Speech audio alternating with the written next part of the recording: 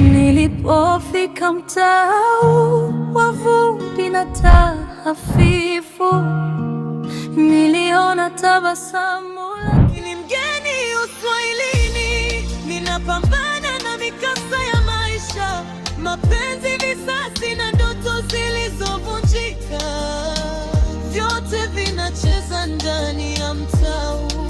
Mgeni uswahilini, ninajifunza kuweka siri moyoni, kwa sababu maisha hapa ni hatari kuliko nilivyodhani, lakini bado ninaishi kutafuta kesho yangu.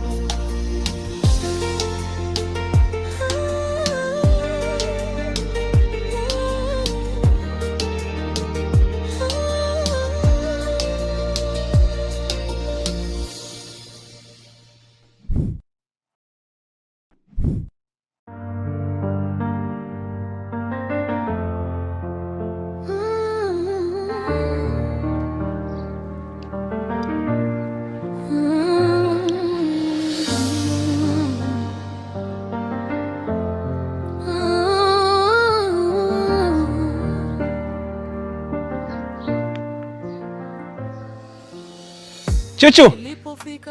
Chuchu!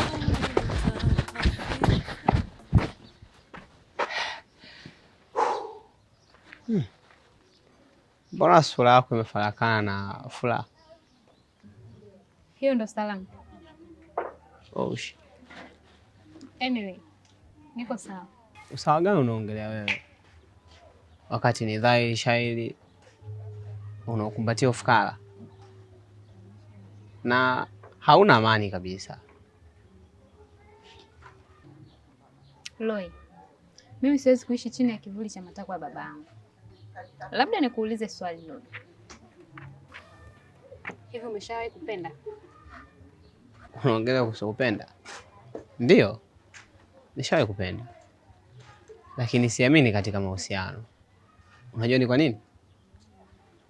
Kwa sababu love is a big illusion, and true love is full of disappointment. Na siku hizi naamua wamie huko, naamua mgeni huko Uswahilini.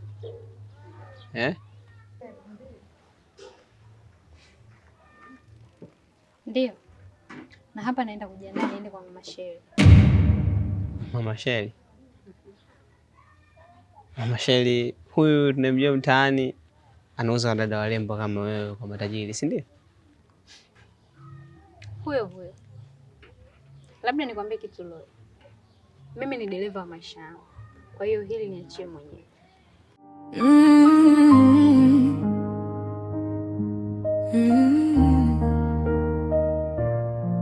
Kuna wasichana wanaozaliwa kuwa hadithi, na kuna wale wanaoamua kuandika hadithi yao wenyewe. Umechelewa. Wakubwa huaga tukimbilie muda, bali muda utukimbilia. Nimesikia umefanya kazi safi pale gereji. Habari za mtaa husambaa kwa kasi sana zaidi ya upepo. Ila si nilisikia wewe ni mtu wa siri. Usijali, siri zako ndizo zinanifanya mimi nile. Nataka kazi safi tu, hakuna kelele. Nikutoe hofu mkuu.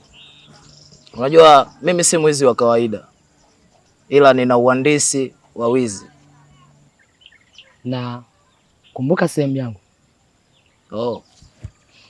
Soon muamala utasoma, lakini ya kesho itakuwa kubwa kuliko ya leo. Ndio maana sipendi mtu akuguse.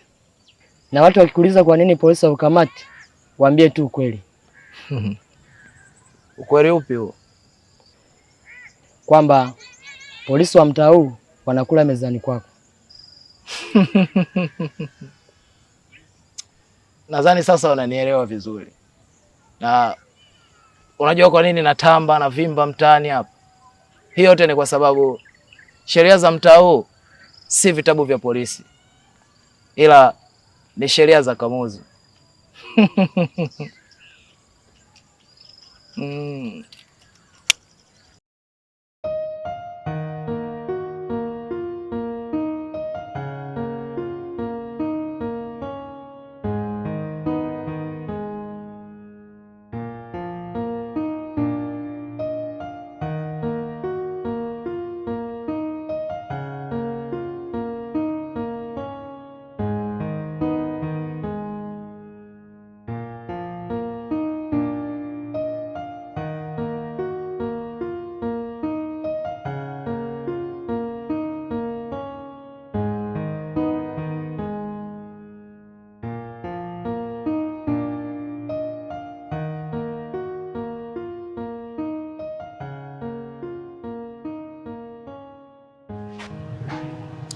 Wengi wanaokuja hapa kuja kwa njia ya pesa,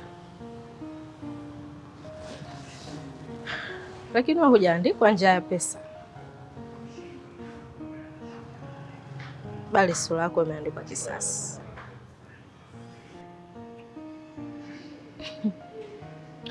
Sijaja kukuomba msaada, nimekuja kununua hatima yangu. Mbona binti mdogo sana afu unaongea maneno makali namna hiyo?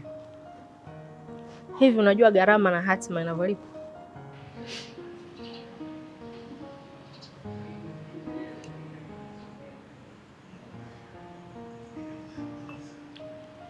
Maisha yamenilazimisha kulipa. Kwa sasa nahitaji faida kubwa zaidi. Sasa unaweza ukanipa sababu ni kipi kitachofanya nisikufanye kwa bidhaa kama wengine?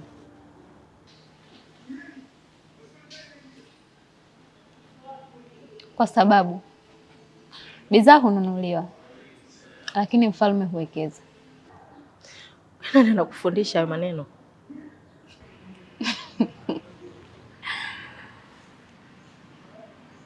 Maumivu. Unajua ulipo?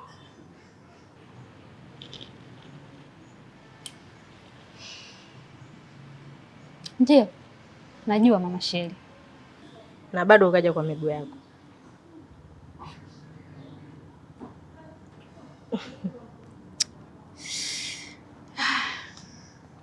Basi nitakuwa nimepata malkia. Sitaki kuwa malkia wa mtu, nahitaji kuwa malkia wa mchezo. Basi kuanzia leo nataka uishi chini ya kivuli changu. Nataka uyajue mambo ambayo wanawake wengine hawayajui. Karibu katika mchezo. Basi mchezo umeanza. Haya, karibu. Kuna wasichana wanaozaliwa kuwa hadithi, na kuna wale wanaoamua kuandika hadithi yao wenyewe. Chuchu ni mmoja wao. Chuchu alikulia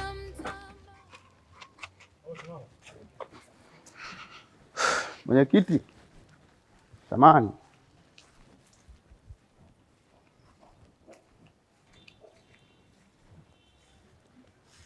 Shikamoo.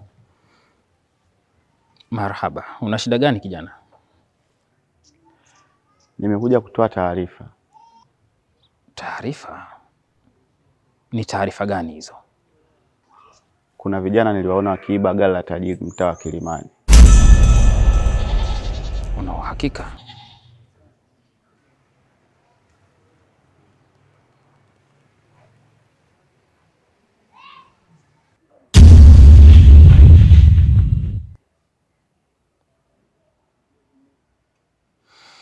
Kijana, una uhakika uliwaona vizuri? Ndiyo, niliwapiga picha na huyo ndo alikuwa akiendesha genge lake. Hivi unajua adhabu ya kutoa taarifa za uongo kwa dola? Lakini usio ushahidi wa uongo mwenyekiti. Na ushahidi. Ushahidi?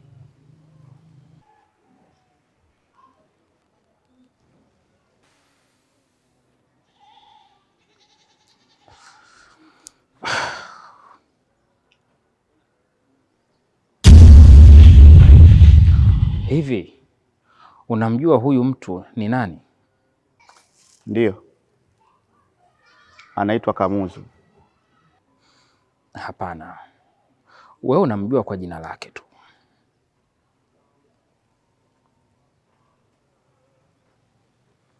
Unamaanisha nini? Kijana, kwenye huu mtaa wetu kuna sheria nyingi sana ambazo zipo katika vitabu. Na kuna wanaopaswa kulindwa na hizo sheria. Unamaanisha Kamuzu yuko juu ya sheria? Hapana. Ila Namaanisha kwamba kuna watu wanaotakiwa kuilinda sheria, lakini kuna watu wanaotakiwa kulindwa na hizo sheria. Sasa Kamuzu yupo kwenye kundi la pili. Oh, kumbe nitaenda ngazi za juu. Jaribu, ila ningependa kukushauri kitu. Wakati mwingine unapowaona watu usiku wakiwa wanafanya mambo yao, angalia pembeni, jaribu kufata maisha yako.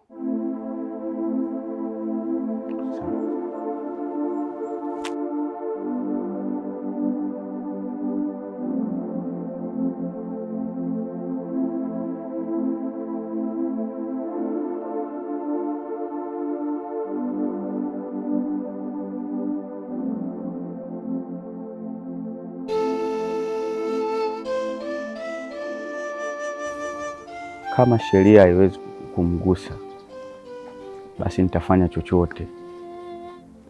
Kamuzu, sitokuacha uendelee kufurahia maisha.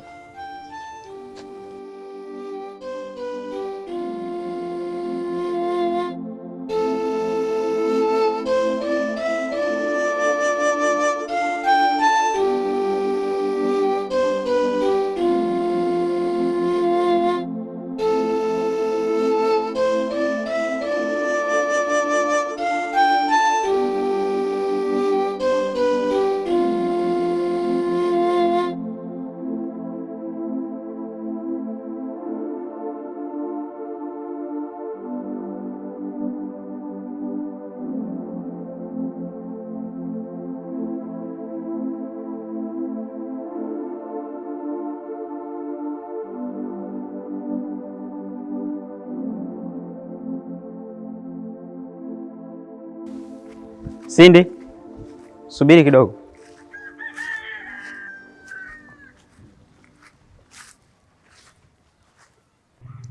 Uhali gani Kesi? Njema hakika, lakini uso wako umevaa mawingu kuliko hata anga la mvua. Kuna siku moyo wa mtu huwa ni kama bahari ni kina kirefu. Ukitazama kwa juu unaona utulivu, lakini ndani yake kuna mawimbi yanagongana kimya kimya. Cindy, mimi sio mgeni kwako. Kama kuna jiwe ambayo lipo katikati kifuani mwako, naomba nikusaidie kulibeba. Baadhi ya mawe hupaswi kuyagusa, maana ukijaribu kuyaondoa utagundua yamejengwa juu ya kaburi. Kwa hiyo kuna kitu unanificha? Wakati mwingine ukweli ni kama moto wa mkaa, ukiwaka wazi basi utaunguza kila mtu. Cindy, inatakiwa utambue, kuna msemo unasema, ukimwona rafiki yako anatembea gizani, inapaswa umshike mkono kabla hajajigonga kwenye ukuta. Na kuna msemo mwingine pia, si kila mtembea gizani anahitaji mshika mkono.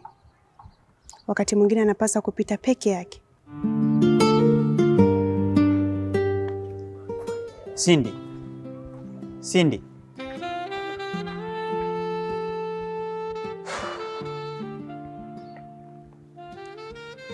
Wakati mwingine majibu ya maswali yako hayapo kwenye maneno, yapo kwenye ukimya. Ni kivuli gani kinachokufuata Cindy?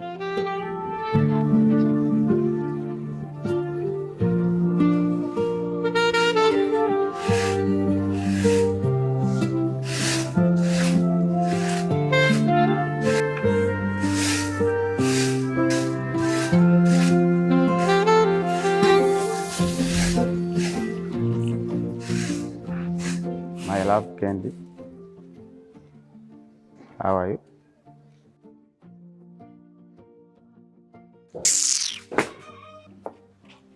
Darling,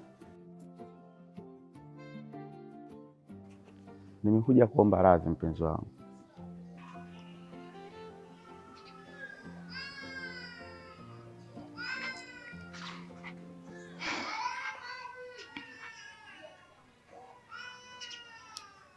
Msamaha. Kwa hiyo hilo ndo neno lako la awali baada ya kunivunja moyo, si ndio? Nakiri kweli nilifanya kosa, mpenzi wangu, na kosa hilo ni kama kioo kilichovunjika, lakini bado na imani vipande vyake tunaweza kuviunganisha. Wow. Kuviunganisha, si ndio? Nikuulize swali. Kwa nini ulinisaliti?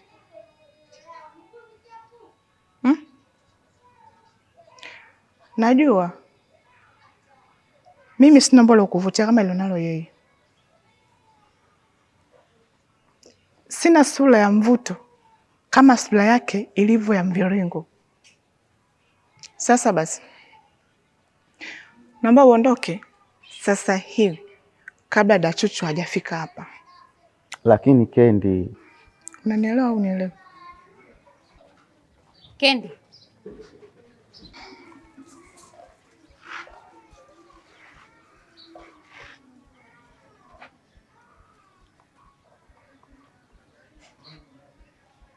hivi nilikwambia nini kuhusu kuleta wanaume nyumbani asubuhi?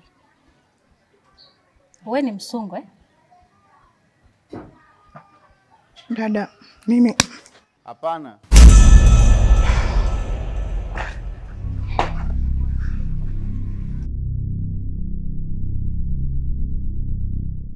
Simama.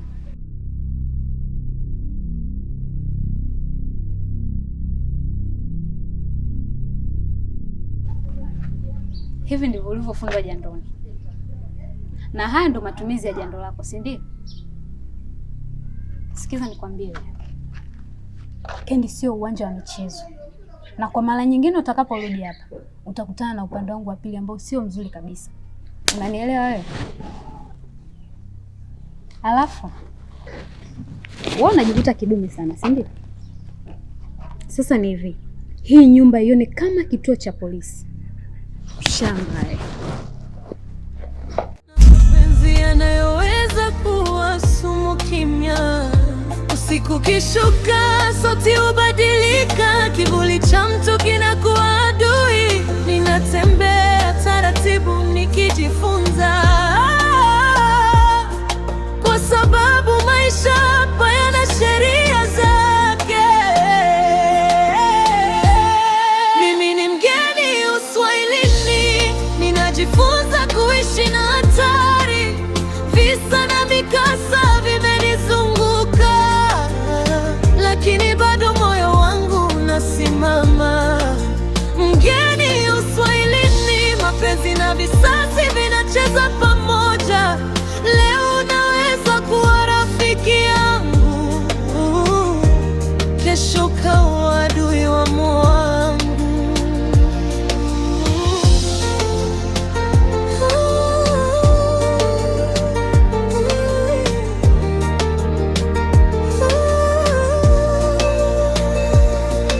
Niliona mapenzi yakianza kwa tabasamu, lakini yakaisha kwa machozi ya usiku. Niliona ndugu wakigeuka maadui kwa sababu ya pesa na tamaa ya maisha. Kila mtu ana hadithi ya kuumiza, kila moyo na jeraha la zamani, lakini hakuna anayesema wazi, kwa sababu hapa kila mtu anapigania kuishi. Wanasema ukiishi hapa muda mirefu utajifunza kutofautisha tabasamu na hila. Utajua nani anakuita ndugu kwa dhati na nani anakukaribia kwa sababu ya kivuli cha giza. Lakini hata kwenye giza la mtaa huu bado kuna ndoto zinang'aa polepole, kwa sababu hata kwenye maisha hatari